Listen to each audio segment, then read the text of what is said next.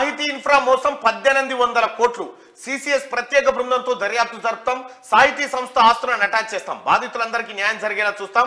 Hyderabad crimes joint CP Ranganath freelance ప్రాజెక్టుల పేరుతో వేల మంది వినియోగదారుల పుట్టి ముంచిన సాహితీ Infratech ventures India private limited సంస్థ మోసం విలువ 1800 కోట్లుగా ఉంటుందని Hyderabad CCS crimes joint commissioner ఏవి రంగనాథ్ అన్నారు. 2019లో ఈ ప్రాజెక్టును ప్రారంభించిన సాహితీ ఎండి బుదాటి లక్ష్మీనారాయణ 2022 కల్లా ప్లాట్ల నిర్మాణాన్ని పూర్తి చేస్తామని హామీ ఇచ్చారు.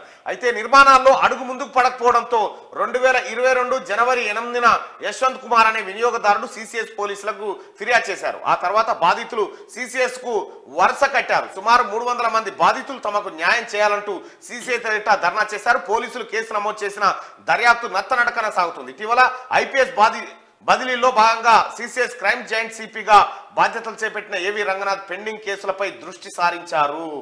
1800 కోట్లట. ఈ దొంగను పెంచి పోషించినోడు ఎవడు? ఇది వాసవి, ఫినిక్స్, ఇవన్నీ కేటీఆర్ సంస్థలే.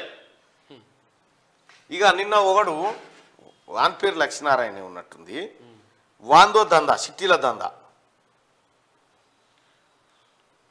వాంది సిట్టీల దందా.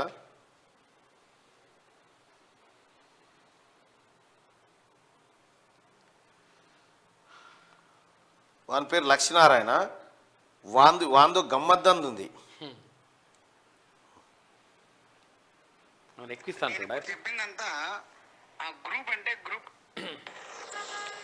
Good morning my dear JV family members. ఈ 30th వరకు ఎవరైతే ప్రెసిడెంట్స్, వైస్ ప్రెసిడెంట్స్ పెద్ద టార్గెట్ ఇచ్చారు, టార్గెట్ కంప్లీట్ చేయాల్సిందిగా కోరుకుంటున్నాను. ఈ 30th వరకు కూడా అదే 1,00,000 కట్టు, నెలకి మళ్ళీ నీకు వాపస్ వస్తాయి.